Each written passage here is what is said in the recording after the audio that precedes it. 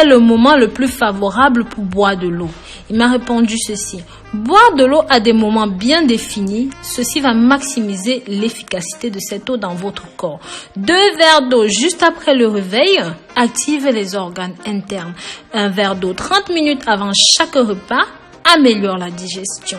1 verre d'eau avant de prendre votre bain ou même votre douche diminue votre pression artérielle.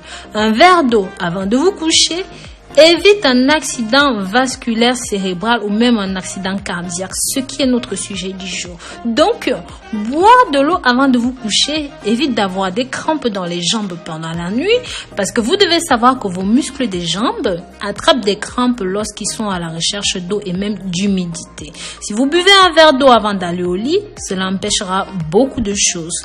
Mes amours, je vous invite à partager ceci pour que ça touche un maximum de personnes. Ça peut grandement sauver la vie. Au lieu de partager des informations inutiles, partagez ceci. Vous pouvez être sans même le savoir un futur sauveteur de quelqu'un. N'oubliez pas aussi que selon ce médecin, la majorité des crises cardiaques se passent le jour, habituellement entre 6 heures du matin et midi. Avoir une crise cardiaque la nuit, au moment où le cœur doit fonctionner à son rythme le plus calme, signifie que quelque chose d'inhabituel s'est passé. Des études faites par des professionnels de la santé dans ce domaine ont démontré que l'apnée du sommeil, le ronflement sont aussi à blâmer dans ce contexte-là. Si vous prenez une aspirine tous les jours, le mieux est de prendre cela le soir parce que l'aspirine a une durée de vie de 24 heures. Donc, si la plupart des crises cardiaques se produisent dans les premières heures de la matinée, l'aspirine serait plus concentrée dans votre système circulatoire et pourront grandement vous aider, et ceci même à votre insu. Vous devriez toujours avoir de l'aspirine à vos côtés, à côté de votre lit, votre table de chevet, tout ça. Ceci pour la simple raison que si par hasard, et que je ne vous le souhaite pas, vous êtes victime d'une attaque, il suffira alors simplement de dissoudre immédiatement 2 aspirines dans la bouche et d'avaler avec un petit peu d'eau. Il y a d'autres symptômes d'attaque cardiaque, en plus de la douleur à la poitrine, dans le bras. Vous devez aussi prendre en compte des douleurs intenses à la mâchoire droite ou dans le cou, ainsi que des nausées et parfois beaucoup de transpiration. Mais sachez que ces symptômes peuvent aussi arriver fréquemment et parfois pas tous les mêmes et même pas tous en même temps. Mes amours, je vous recommande de regarder cette vidéo jusqu'au bout.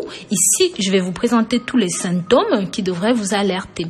La plupart des gens, environ 60% des personnes qui ont eu une crise cardiaque pendant le sommeil, ils ne se sont pas réveillés. Cependant, si cela se produit avec une douleur dans la poitrine, cela peut vous réveiller et même si vous dormiez dans un sommeil profond, cela peut arriver.